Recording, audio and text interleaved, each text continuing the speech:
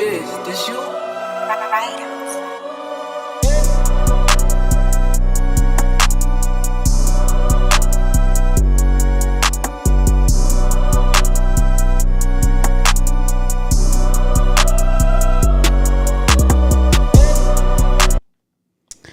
Was poppin', was poppin', was poppin'. Welcome, Nikki and Moose. I'm Nikki. That's Moose. What's up, Moose? What up, y'all? And welcome to the live show, aka Creator App. But we'll get into that. Do me a favor. Shout out to all our YouTube and Facebook people who are watching this live or this replay. The new episode 123, dropped today. So definitely go check that out. I need a favor though. Little small favor. Y'all know everybody loves my mom. Grandma fell today, so she's in the hospital. So I need all the prayers for grandma because she has to go on surgery. So go pray, do all the things you do. Mommy's not going to watch today.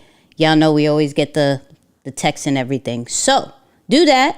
And then, of course, if we add any kind of value, just like it, share it, stars, super chats, all that great stuff. Do that. Moose, how we feeling? I'm a lot sadder now that you've said that. Quite honestly. It's like, wait. I'm a lot sadder now that you said that. Sheesh. I really hope she's okay. Man. She's going to be fine. Grandma's strong. Yeah, I believe it. Wow. Well, prayers up. Yeah, for sure. Please, keep her lifted, man. That's powerful. Yeah, I'm good. Other than that, what the heck do I have to complain about? Things are good on my side. I'm excited for this live. I like your shirt, though. I think that is pretty cool. I meant to tell you that in the little green room that we got. But how you feeling? I'm good. I'm Gucci. It's this is the funny part. The Black History Month, where it's like I'm half black, half Puerto Rican, so I have 2 months to celebrate. So this is okay, let me find all my shirts to represent it and everything. But then I realized I don't have no shirts to represent when we have Hispanic Month. So it's one of those things back and forth. But, we're here. It is what it is. I mean, gotta make it happen. Make it happen. For those people who have been listening to the episodes, can you let us know what you think? I've been getting great feedback from the DMs and everything like that. But in the chat or comments, wherever you want to go about this, let us know. I heard the audio version. It's the second week. I heard the changes. This is what I think about it. Let me know, please, and thank you, okay? Moose, what are we talking about today? Yeah. Well, listen, man, the last couple of weeks have been super spicy. I don't know if you guys are seeing some of the changes that we're making going into this new year, but we're really giving a specific set of strategic games and following a certain matter. Like it's just crazy. But before I get into it, man, do me a favor. Super important. Please share this with a couple of people who need help building their brand, growing their business, monetizing their brand, and mastering all of this stuff. Super important. Let us know where you're checking in from the comments too as well. Let's make sure we kind of shout you guys out. It's been super dope over the last couple of weeks.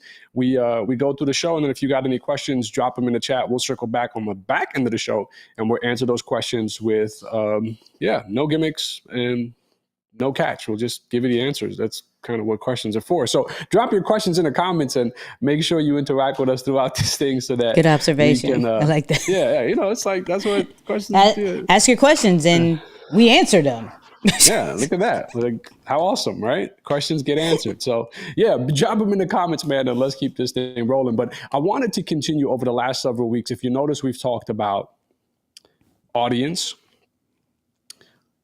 content, community, right? More so community than content. Content, I feel like, is sprinkled at each and every step of those, but more so community last week. And now we want to talk about currency, right? Which are the 3 pillars of Deeper Than the Brand. For those of you who don't know about Deeper Than the Brand, I don't know why you don't know about Deeper Than the Brand, but make sure you find out about Deeper Than the Brand there will be some information somewhere for you to find out about. How can they find out about Deeper Than the Brand? I mean, they could go to deeperthanthebrand.com. They could look at, the descriptions, the show notes, wherever, but deeperthanthebrand.com for the most part. Yeah. Easy to find. Easy to find. Yeah, easy to find. But 3 main pillars of the community, and we want to cover currency or monetization, right?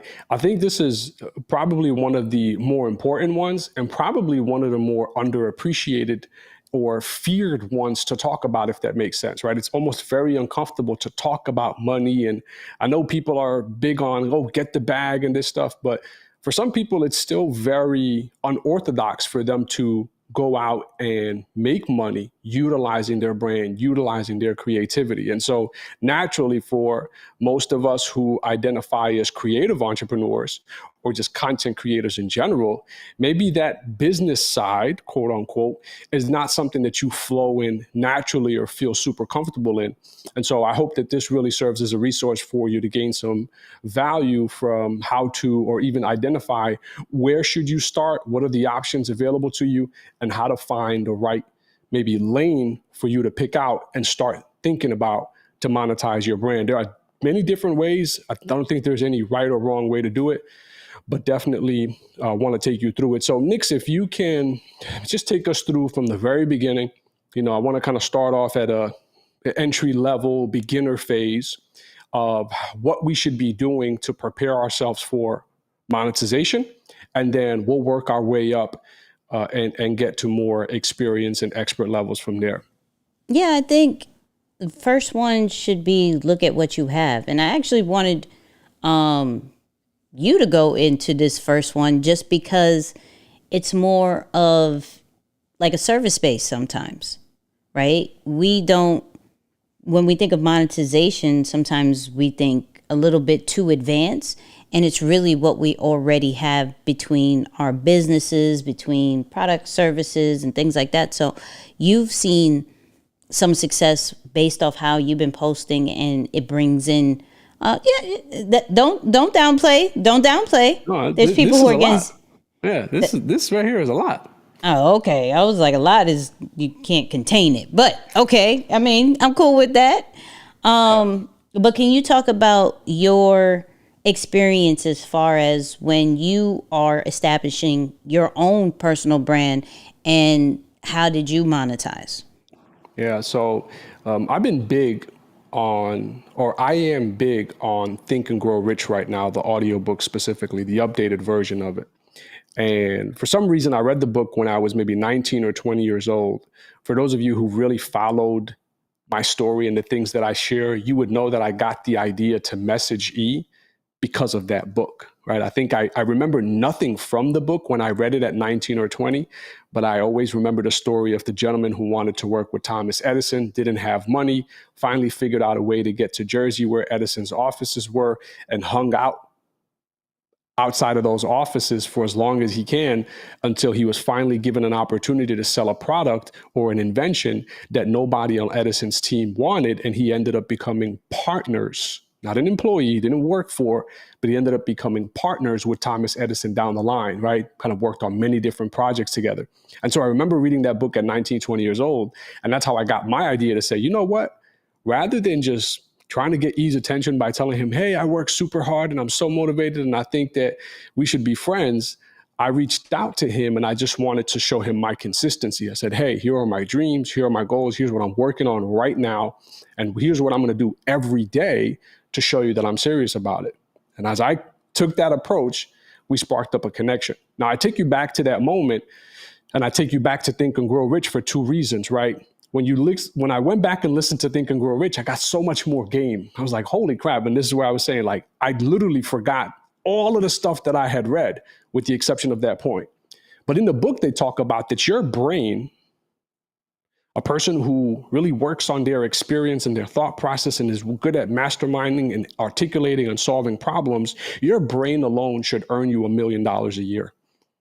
And that was powerful, right? Because it reminded me of, wait a second, you have a unique skill set in being able to problem solve, in being able to bring people together, in being able to articulate and do things that the average person may have one or two of those, but maybe not all of them combined. Or maybe they do have all of those combined, but because they're pulled in so many different directions, they're not able to do it at a high enough level to really grow their business or grow their brand.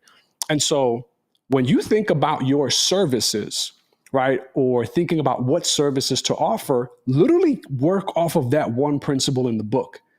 What within your brain power, within your experience, within just what you've done and accomplished, can you pull from to be able to get with the right people and make available to them so that they can utilize, and by you servicing them or helping them out as a consultant, as an advisor, whatever, however you want to call it, you can also benefit financially.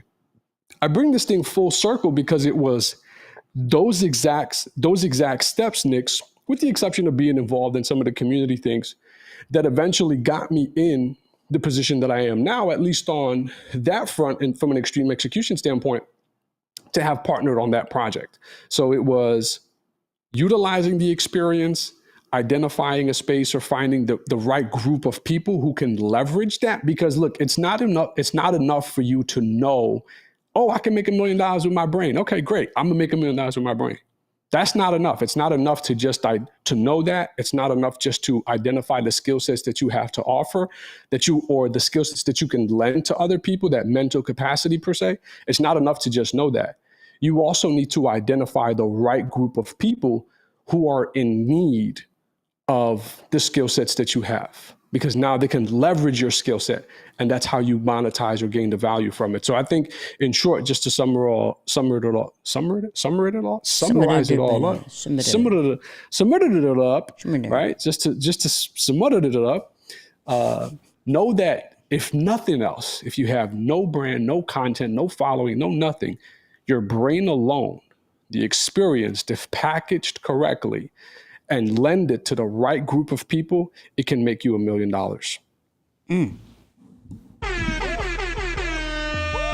That's good. That's good. See what you did there. Where are we going now? I want you to take them maybe from a beginner standpoint, or even beyond that, for someone who may utilize their creativity now. Maybe someone's saying, well, look, I'm not comfortable offering my brain or lending my brain to a group of people, but I'm good at creating videos. I'm great at editing. I'm great at photography or design or some of these different things.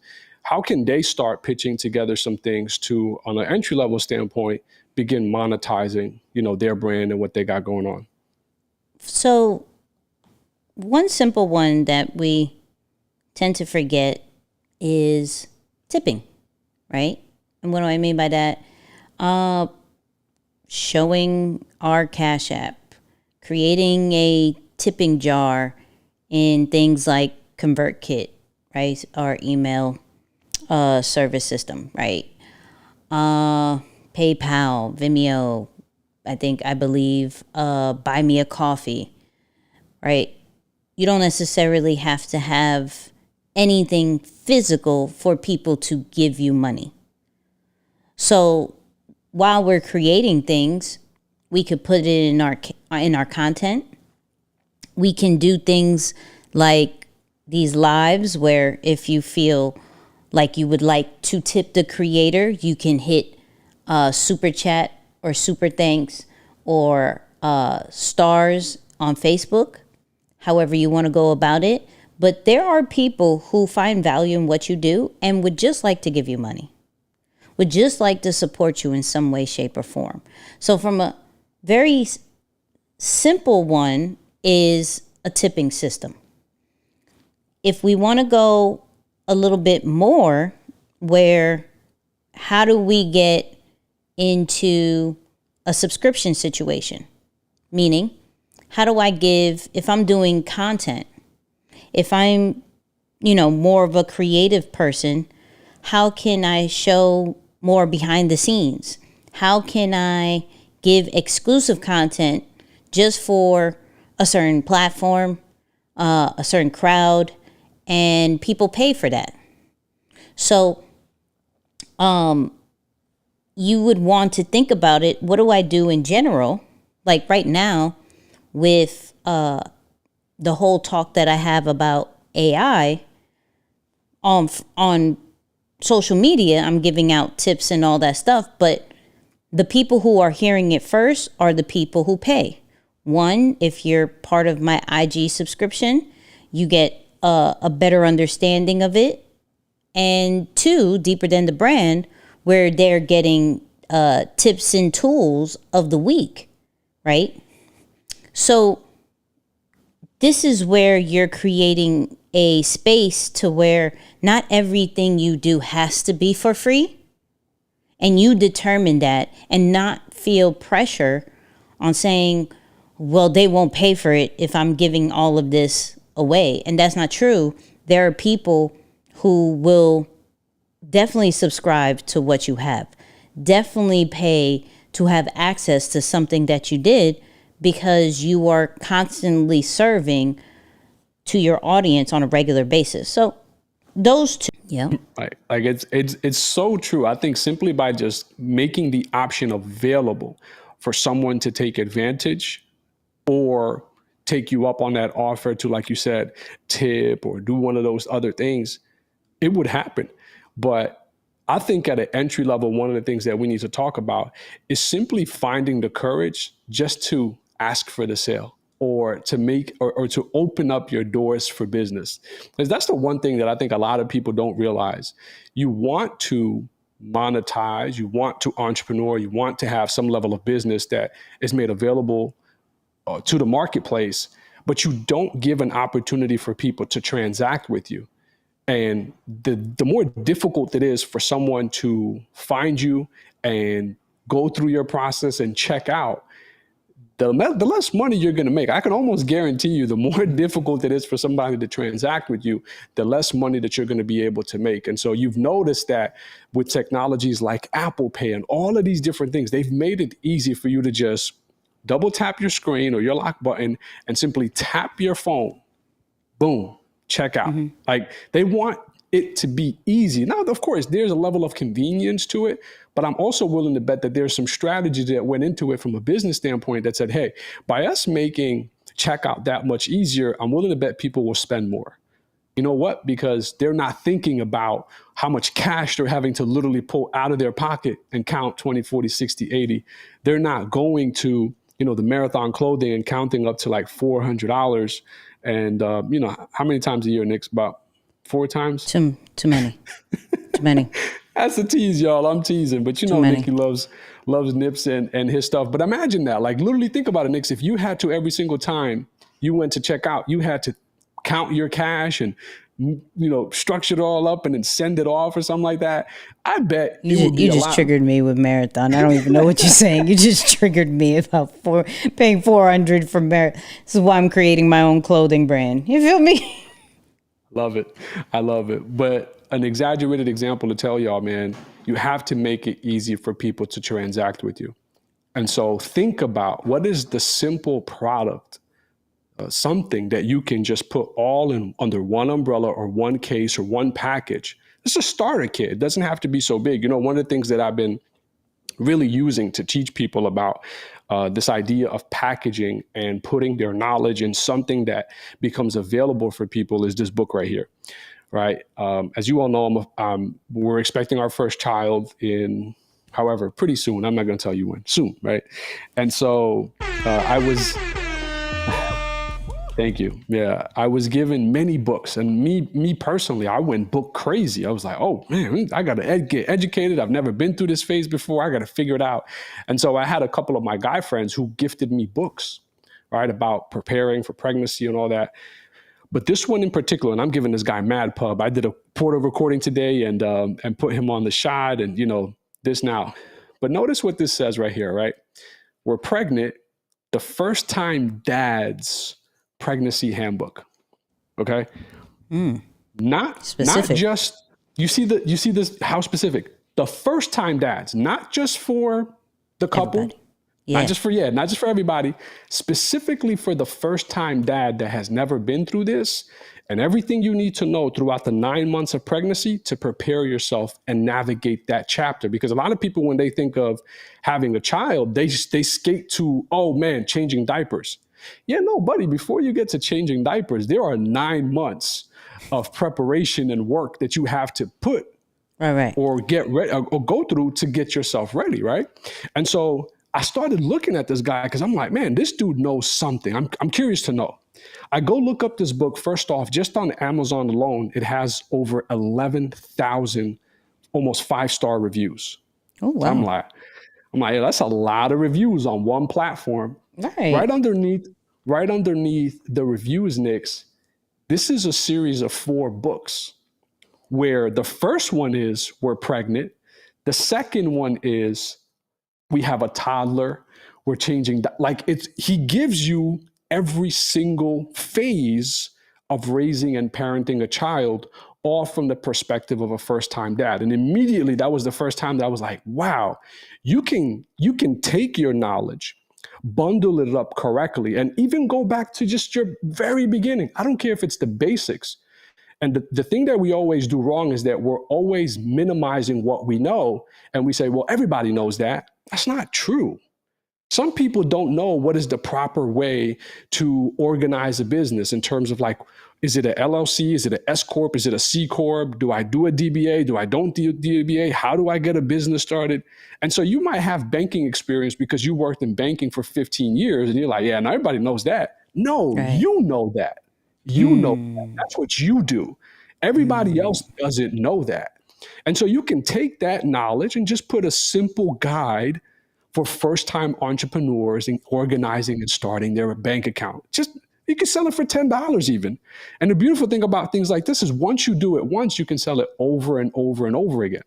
Yeah. And so that's why me personally, I am so passionate about businesses where you can put in a ton of work to build something once that can be redone over and over again. The flight assessment project was probably the biggest thing that I've ever been a part of, but we now own a technology that sits and simply generates money for us. Right. So that's our form of a product. It's not necessarily a physical book unless you print it per se, but it is a digital product, a software that can run till infinity and have maximum scale. So there's so many different levels that we can take this up to. But I just wanted to give that prime example, Nix, of like, man, here's someone who took his experience in going through pre-pregnancy, first year, toddler, this, and just said, let me just give it to them in phases. Because what do I need to know about helping my child walk when they're not even here yet? It don't make sense. But you know what? This book is super relevant for it. So that's definitely some perspective that can help us when we start thinking about monetizing. That's good. That's good. That's good. I got one. Yeah, please. Merchandise. Okay, merchandise. So, people want to represent you. Okay, people want to represent you. Anything from maybe your favorite sayings, a symbol that represents you. I don't know. It could be a dot. It doesn't even matter. People will purchase merchandise. One, people like clothes, fashion kind of thing, but also they like to just support the brand, right?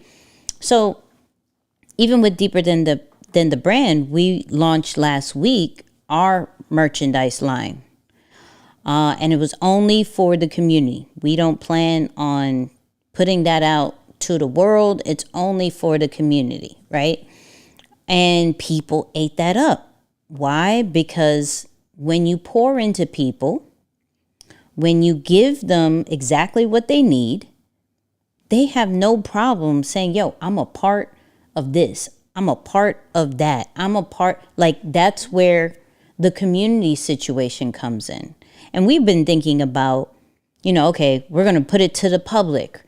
And we had to sit back and be like, nah, they've been rocking with us for a while. So let's just give them maybe the first or second drops, right? So first 2 months, we have a whole system now where it's on the third of the month, we drop something at 12:03. First week, we have limited edition items that you can only buy for that week. And then the second week, well, the drop happened, but the limited edition stuff are done. And then after the second week, the whole drop is gone, right? Still making it kind of fun. Like you get it, you don't, you missed it, and you may not get it again. Still bringing that scarcity situation, but understanding, hey, people want to rock with us. People want to show they are part of the community. So merchandise, and there's multiple ways you could do merchandise. One of the favorite ones when you are starting out is print on demand, right? So you can use websites like Printful, where you don't even have to do any kind of inventory. You set up a Shopify store, you get Printful, you sign up for that. All you gotta do is put a credit card in, and when anybody purchases it, they buy the shirt, they put the logo or the design on the stuff, and they send it out for you through their warehouse. You didn't have to do anything. You get a percentage of that, you're good. Then, of course, down the line, you're going to want to take a little bit more control of it, right? We actually kind of have a little bit of the best of both worlds, where we've tried Printful, didn't like it, right? Grew out of it, actually. Not that then we didn't like it, we grew out of it. And to now where we have partnered with a wife and husband kind of company that actually still does the print on demand, but they take care of everything. Right. And Black owned. Hello. Talk about minority supporting. Fire. I don't know who owns Printful. I don't know who owns Printful. But, so that's one thing down the line we could possibly take full ownership of, possibly. But for now, we know what we're good at, and we partner or get the tools and the resources to be able to do the merchandise. So don't feel as if you have to get a whole bunch of inventory into your crib, like you've seen some of these other entrepreneurs, and be like, oh, I don't have time, and I got to print, I got to still do my 9 to 5. No. Like I said, you can still do what you're good at and use the tools and the resources like Printful, right, to start up your merchandise line, and it may grow into a fashion line. You never know. Know. Oh, that's so good. That's so good. Especially the way you kind of laid out that exclusivity feel to it, right? It's like, hey, it's available for this 1 week. Quick comment on that, by the way. Someone, you wanna just Which one? This one? Oh no, I saw the super chat. I was like, whoa. Oh, yeah. Well, I just been putting them up there. I putting them up there. My bad. Shout out to everybody. I do it later. Like, shout out to everybody who hits us with super chat, with stars, super thanks. We appreciate you. That's fire. Thank you for sure. But no, I wanted to make a comment on just the point of, the rollout strategy that you have with that, because, I got a message last week. It's funny because we're at a phase, and by the way, I think with every brand, you can't have monetization without lead generation. Okay. Mm-hmm. You can't have monetization without lead generation. At some point, you have to create some level of runway for yourself so that people can find out about what you have available, the product, the service, the community, whatever it is that you have available for quote unquote sale. You need new people to continue to find out about that. A lot of businesses or a lot of people, they get complacent in thinking that, oh, I have enough with the people who've already purchased. They're just going to continue to purchase again. Well, two things. Number one, they're not likely to purchase again if you don't give them more value or something new to take part in, right? They're not just going to buy the same thing again just because they like you and they want to do that. They too want to progress and grow. And so you have to think about how can you expand their level of knowledge or the value that they're getting so that they can maximize their experience with you. But what we're doing is we started doing these opportunity meetings where we simply bring people on, and think of it similar to a free training, or some people have done it in the past, similar to a webinar or something like that. But it was really just a free training to give you an opportunity to learn more about coaching and consulting as a career or as a business, right? And so we took everyone as a business, right? And so we took everyone through it. And at the end, of course, we made an opportunity available to them. It's like, hey, well, this is something that we actually do. And if you want to take the next step, here's how you do it. I'm not personally someone who's super big on the sales gimmicks and the mind tricks and all these different things, because for me, it comes off ingenuine. For some, I know it works, and I know it works really well. That's a part of their forte. No knock on you all. It is what it is. But for me personally, I think when you're genuine and you have a dominant product or service that you bring to the marketplace, you really don't need to do too much. All right. You just need to continue to show up and apply some of these different best practices whenever necessary. And so I say that to say, at the end, someone reached out from the community and said, hey, I really like the psychology that you all are doing now with how you're letting people think that. And I was like, whoa, okay. I'm not going to respond to you right now, but I'm going to let you know it's not a think that it's like that. It's not a mind game that we're playing with people. It's actually done that way by design. Right. And so if you don't ever make it public that you have limited supply for a specific reason, some people may think it's a psychological game that you're trying to play on them. And it's really not that. And again, I'm building off of what you said, Nix, about the rollout. But have you ever considered that you as a business owner should limit your supply at some case because of your capacity to fulfill the demand that you get? Did you know for us that someone who is, let's say, fulfilling a coaching program or a certification or an online workshop or something of that nature, when you just open up enrollment to as many people as you could possibly get, do you know the challenge of what it's like to have to take 50 people through an experience by yourself or with a team of 2 or 3 people? That's still very difficult. You're responsible for 50 different people to make sure that they understand the material, they see the value in what they invested so that they can carry on and even come back or not say anything bad about what you represent in the marketplace. And so when you start to think about that, you want to limit your availability or the spots that you have available for that reason. So sorry, I went on a little too far, but I just wanted to share that because sometimes people hear that and they're like, oh yeah, the psychology that you guys are playing. I'm like, listen, I study psychology because I want to help people to become better, but we're not trying to fool people into thinking that. So folks, if you're building your brand and you're thinking monetization, just be pure-hearted in your intentions, be honest with your audience and letting them know, hey, I'm making 25 spots available, not because I want to be psychologically playing this game with you, but I'm making 25 spots available because if I were to get 30, I will ruin the experience for the other 29. Like it's that serious, right? So yeah, just a quick note I wanted to put out there. I like that.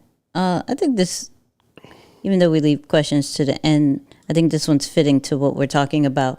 How many followers or subs do we recommend someone before they start a merch or offering a brand item? I think when you have 0 followers and 0 subscribers. Just going to say that. The reason why I say that is because you never know when a person is ready. You're assuming that people are ready when you reach a certain amount of followers or subs. And that's not always the case. If you speak to them at the very first content that they see, very first video, whatever, and you hit certain trigger words, they may be ready to go right now, support you right now. but you don't have anything to offer because you're waiting for this magical number, and that's not necessarily what you have to do. So I always suggest that the sooner the better. If you could do that right now, do it right now. It could be from a simple standpoint of tips, consulting, speaking. It could be products and services. It could be merchandise. It could be anything that we may talk on a little bit more too. But never wait for a specific number to monetize.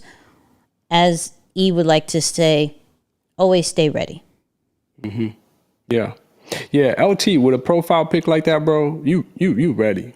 That Right. profile pic I'm is so like, fire. I'm you look like you got a sheesh. brand. Yeah, you look like there's and it's true, man. It's crazy. The whole perception You look thing like of- you got yeah. a strong consultant situation going on.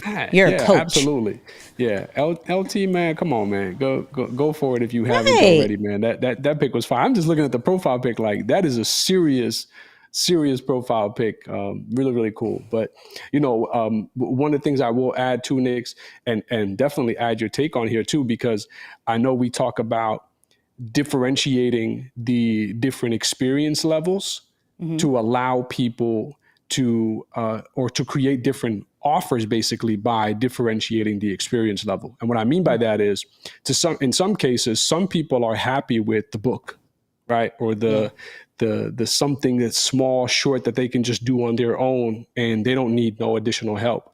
But other people prefer a lot more help, meaning that they want to not just get the information, but they want to get the information and meet other people who are trying to apply the information and figure out how they can do it together and possibly even partner with some of those folks because they don't want to do it by themselves. And so knowing that about people, you actually can create different tiers and experiences for people to track under and eventually give yourself more opportunities for monetization as well. So yeah, Nick, I know that, what is it? So you have the done for you, done with you. What are the ones you got? I know you got a couple there. So we have the do it yourself, right? And we have that with the 5-course bundle, which is still on a great sale. So deeperthanthebrand.com, just saying. We have a do it with you situation to where it is the experience where we're doing live workshops and challenges and you get access to all the courses. But we do it with you with that one once a month. And then we also have our 90 days coaching program, I2M, that comes out twice a year. That's also a do it with you situation, but more like hand holding, like, we go through it every single week instead of every month. And then we do have a do it for you situation in an agency, but that's mainly off of referrals, right? So that's more on an exclusive situation, but we do have a model coming to where some of our graduates are going to have access to that kind of model down the line. So we kind of, meet everybody where they are and what their needs are as well. I love it. Hey, let me tell you something too. I know Nix is always talking about the importance of content. The low couple of dollars that these platforms give every once in a while as you start getting good with your content. Instagram, I don't know if y'all saw that video once that I put out, but I was like, I'm religiously getting like an extra couple $100 from Instagram now. I'm like, oh, what you mean? Pass that on. And that is so critical, y'all. Like, we might overlook the hundreds because we're focused on the thousands and the tens of thousands and the six figures. Listen, go back to our episode 2 weeks ago. Right. There's someone there who gave the full breakdown of all of the different streams. I forget his name. Is it Ali? I think it was Ali. Yeah. Ali. Ali gave the breakdown of all of the different ways in which he made a ton of money on YouTube. And one of the ways, it's one that was a big wake up call for me, was affiliates. I was like, oh, no, I'm not about to get the 12 cents that Amazon gives us for referring books. Listen, get the 12 cents. You know why? Because when numbers and it becomes a volume game for you, it adds up. And I think money likes other money. Again, I'm big on Think and Grow Rich right now. Y'all got to forgive me and go read the book. Dang it, I should have had an affiliate for Think and Grow Rich. You see, but I'm serious. Money likes money, and so when you start taking your money seriously, and you're thinking about, okay, yeah, Instagram giving me $100, $90, $50, who cares? Let me set myself up and take advantage of what Instagram is offering and what YouTube is offering and what the affiliates are offering, and just start putting yourself in motion. You know, my new thing is, if you want to increase your income, increase your outcomes. It's that simple. Like literally, the minute you start doing more things, something about the outcomes that you're producing will start giving you income. So you want to get in that rotation. I really do believe money likes money, man. So you got to start somewhere. I like it. That was a bar. Hey. That was a bar. Since we're getting to the end, let's start answering these questions real quick. So shout out to James. He asked, thinking about platforms to bring community together, are there recommendations for recommendations you have, good or bad? So we didn't go over it fully, but Moose kind of spoke on as far as the different tiers. Another way to monetize is community, right? Bringing people together, as many would like to say, like-minded people into a central location for different access, different activities, information, whatever you may have. Now, there are different platforms for this where you can do a Facebook group, which is free. You could do a Discord server, which is free. Or you can go more into like Mighty Networks, Circle.so, and Kajabi. All of them are paid, but they do offer, Kajabi's new with offering community, but Circle.so and Mighty Networks are two we highly recommend, and we'll put in the descriptions the links to start a community. And then if you have courses down the line, challenges down the line, you can add those in there too. Kajabi's new with community. They're mainly known for just giving courses, but now they acquired Vibely, which is a community-based software. And so now they're starting to integrate that into Kajabi. I think that started about 2 months ago. So Discord, Facebook, from a free standpoint. I will say I'm not a fan of Facebook groups because you're still on a social media platform and not everybody sees your notifications, right? We use Mighty Networks at Deeper Than the Brand. I'm very familiar with Circle.so and know I'm in a few communities in there, and it's pretty dope, right? It's very simple. And then, of course, Kajabi, because of the recent partnership with Vibely. So there it is. Hold up. When I accept the Reels Play monetization, it seems like my views were low versus when I didn't accept it. I heard that once and I actually tried turning it off, but that was a bad mistake. I turned it back on. I'll let you expand on it, but yeah. So that's mainly a complaint in TikTok that I think passed down to Instagram as almost like an excuse. Like, oh, I used to have bigger views. For me, I think it's more, that could possibly happen. That could. You still have to look at, are you creating the content that was working before?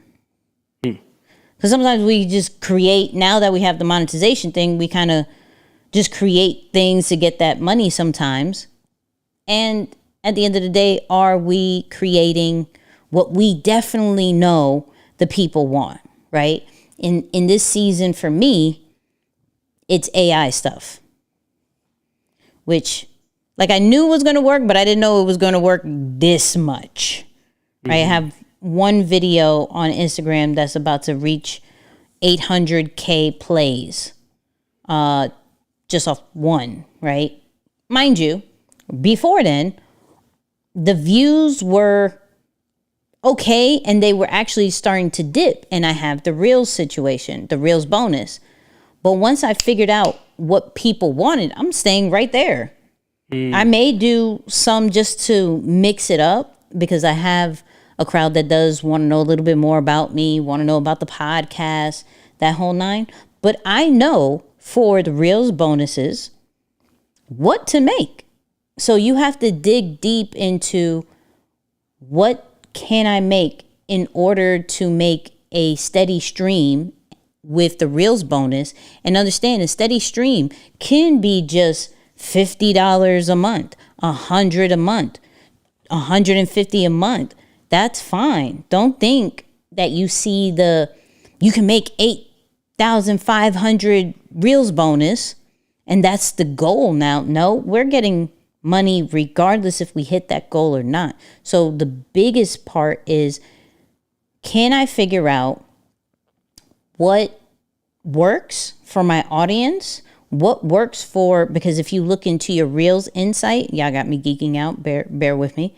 But if you look into your insight on the individual post, you will see how your followers are reacting to it and how your non-followers are reacting to it.